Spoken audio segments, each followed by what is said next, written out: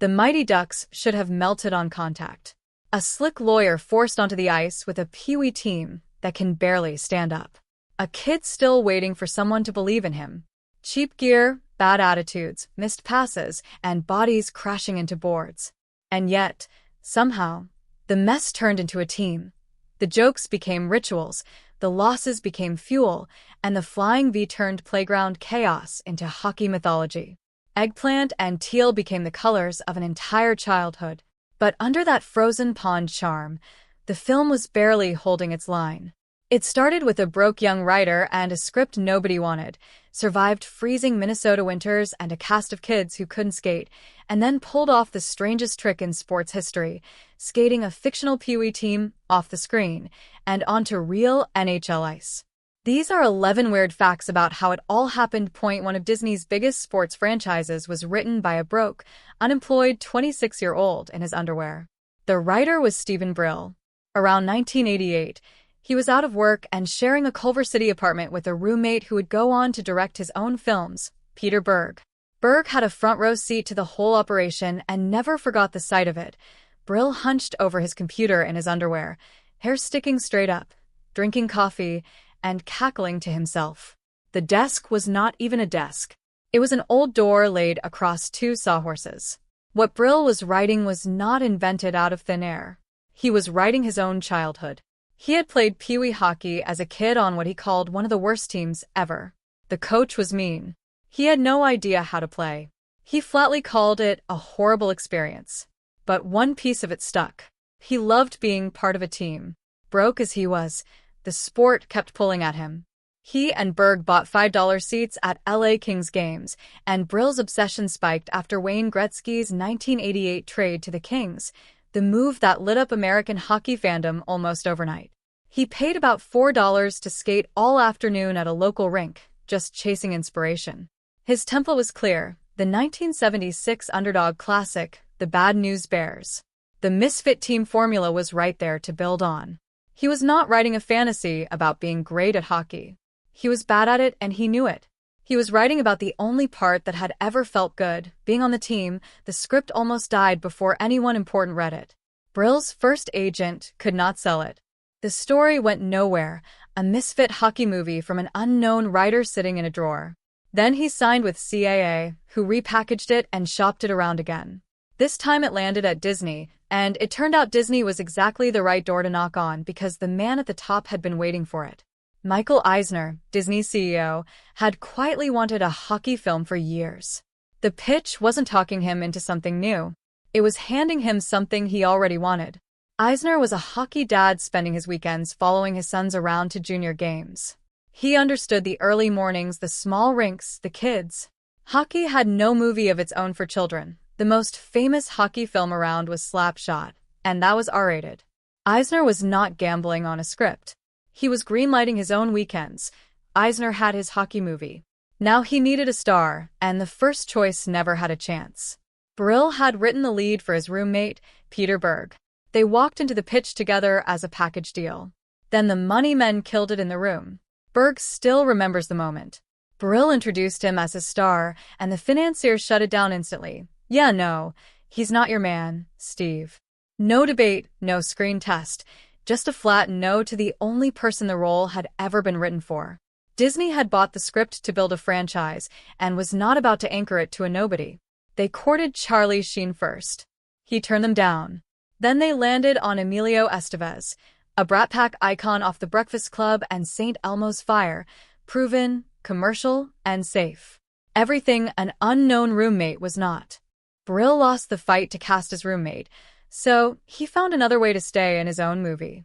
He cast himself as Frank Huey, the lawyer on the other side of the case from Coach Bombay, and he was not subtle about it. He told the producer outright, "I'm going to be in this movie." He shot his scene in the first week up in Minnesota, and then he just stayed. With his acting work done, he had no real reason to stick around, but he quietly embedded himself in the production for the entire shoot, breaking the script down day by day, tailoring it on the fly, pleading his cases scene by scene. What he was protecting was the tone. He did not want the comedy tipping into something cartoonish or the emotional heart going missing. The biggest job, though, was the kids. Over a dozen children on an ice rink is chaotic energy by default. Brill poured enormous amounts of time into mentoring them, helping them flesh out their characters, encouraging them to ad-lib their own lines, and keeping order in the middle of all that noise. The writer, who could not cast his own lead, ended up running the room the lead was playing in. Disney ran a massive nationwide talent search instead of pulling from the Los Angeles acting pool. They scouted Chicago, New York, and Vancouver because they did not want California kids. They wanted authentic regional faces that felt like a real youth hockey team, not a casting agency's idea of one. Once the kids were in the room, the roles kept shuffling. Joshua Jackson walked in for a small part and got bumped all the way up to Charlie Conway, the team captain. Sean Weiss auditioned to be the fast skater and ended up as Goldberg, the loudmouth food-obsessed goalie, after his comedic timing caught everyone's attention. Vincent LaRusso was originally cast as a nameless rival before being pulled across to the Ducks to play the cake eater. Two names make this casting list quietly famous. Jake Gyllenhaal was offered a spot and his parents made him turn it down. They would not let him miss months of school for it. And Leonardo DiCaprio read for Charlie Conway right before his career detonated with What's Eating Gilbert Grape. The search worked exactly as intended, pulling in unknown kids from all over the map and reshuffling them into the team people remember. The TO get cast in a hockey movie, almost every kid told the same lie, that they could play hockey. They couldn't. The casting room ran on a shared, unspoken bluff that collapsed the moment they stepped onto the ice. Trainer Jack White did not sugarcoat it. None of them could skate. They got on the ice for the first time, and literally all fell down. Before a single scene could roll, the production built a boot camp, roughly 4 hours of training a day for weeks just to get the kids upright and moving. White had a clever trick buried in his method. To make the triple deke look effortless on camera, he taught them something harder first. His logic was simple: give them something tough, and when the real move comes, it feels easy by comparison. But even after all that, the camera was still hiding a lot. Local Minnesota stunt doubles handled the high-speed action, the body checks, and the advanced goals, with each kid reportedly having 4 skating doubles standing in for them. Even the flying V was a magic trick. It was too hard for the kids to keep synchronized, so the crew laid hidden ropes across the ice and physically pulled the actors forward into that perfect uniform shape. The team that looked born on skates had been falling down weeks earlier. The Mighty Ducks was shot across Minnesota in the dead of winter, and the cold became a character in its own right. Roughly 20 different arenas, all in brutal sub-zero conditions. During night shoots, crew members say the wind chill plunged past 50 below. Emilio Estevez had a kissing scene with the actress playing Charlie's mom, and when they kissed, their lips actually froze together. The makeup department had to pour warm water over their mouths just to separate them safely. An outdoor pond scene was shot once on one of the coldest days of the year, then a freak warm spell hit. The ice turned to soup, and the whole thing had to be res-hot with crews flying in equipment to manufacture ice the season had stolen back. For the arena scenes, Disney packed the bleachers with real local residents, then kept them from walking out the only way that worked, circulating endless industrial vats of free hot chocolate and coffee. The extras did not stay for the magic of movie making. They stayed for the cocoa. Off camera, the same transformation happening on screen was quietly happening to Estevez. The kids had survived 5 weeks of intense hockey camp before he arrived, and he was worried he would look like a fool next to them. So he secretly trained on his own for 3 weeks, just to match their basic skating. When he finally stepped out with them, what won them over was not skill, it was his willingness to fall, laugh at himself, and learn right alongside them. He became their den father in every sense. He documented their chaos with a camera and a can of shaving cream. He loaded up video games with credits on weekends.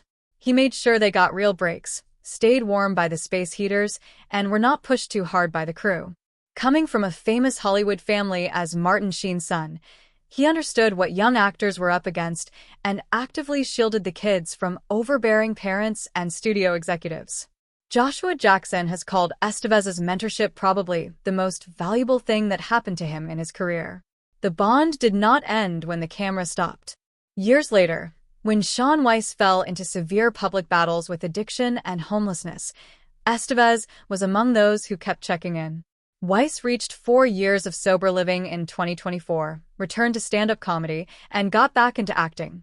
The team's mantra was that the ducks fly together, and for these kids, that was never just a line in the movie. The film did not open big, and then it did something rare. It went up.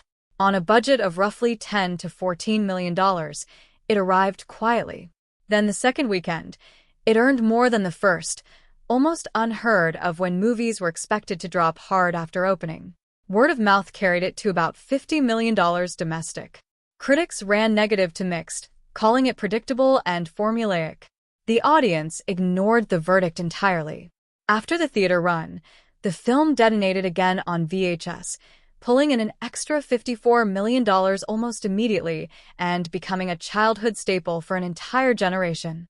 It popularized youth ice hockey across America for millions of kids who had never watched the sport. The press filed it under forgettable. The audience filed it under formative. And oh, Hollywood film has ever done what the Mighty Ducks did next. The film opened in October 1992. That December, the NHL awarded Anaheim an expansion team. By October 1993, the Mighty Ducks of Anaheim were on real ice in a real league, a movie becoming a franchise in roughly a year. Disney paid $50 million for the privilege. The name itself came from almost nothing. The night before a flight, Eisner and his people were tossing around options, and he simply said, "Why don't we call it the Mighty Ducks?" And not enough people disagreed. The team wore the movie's exact eggplant and teal colors and instantly became the top-selling merchandise brand in the NHL. In 2003, they made a miracle run to the Stanley Cup Finals. When Disney sold the team in 2005, the new owners dropped the word mighty, retired the film's colors, and renamed it the Anaheim Ducks. The first season after shedding the Disney name, the Anaheim Ducks won their first and only Stanley Cup. The team spent over a decade carrying the movie's name and never won at all. It took the title the year it stopped being the Mighty Ducks. The franchise survived hostile critics, sequel fatigue, and a studio losing interest twice, but could not survive a tax decision. D2 grossed over $45 million despite critics calling it a rehash. D3 made half that and franchise fatigue set in. For 25 years, that was the end of it. Then in 2021, Disney Plus launched The Mighty Ducks, Game Changers, with Estevez returning as Bombay for the first time since 1996. Critics finally loved it. Then Disney canceled it after 2 seasons during a round of corporate cost-cutting, and in 2023 erased it from the streaming platform entirely as a tax write-off, leaving a series people actually loved with nowhere it could legally be watched. As a bonus, a 30-second cameo turned into a 30-year argument. Real Minnesota North stars Mike Modano and Basil McRae shared a scene with Estevez, and to this day each insists the other kept flubbing his lines. The crew also had to pull out an apple box for Estevez to stand on just to bring his eyes level with 2 players in full gear and skates. 2 real NHL stars, a made-up coach, and a wooden box. That is essentially the whole movie in miniature, a little bit of illusion, a little bit of heart, and somehow, against every reasonable expectation, it worked.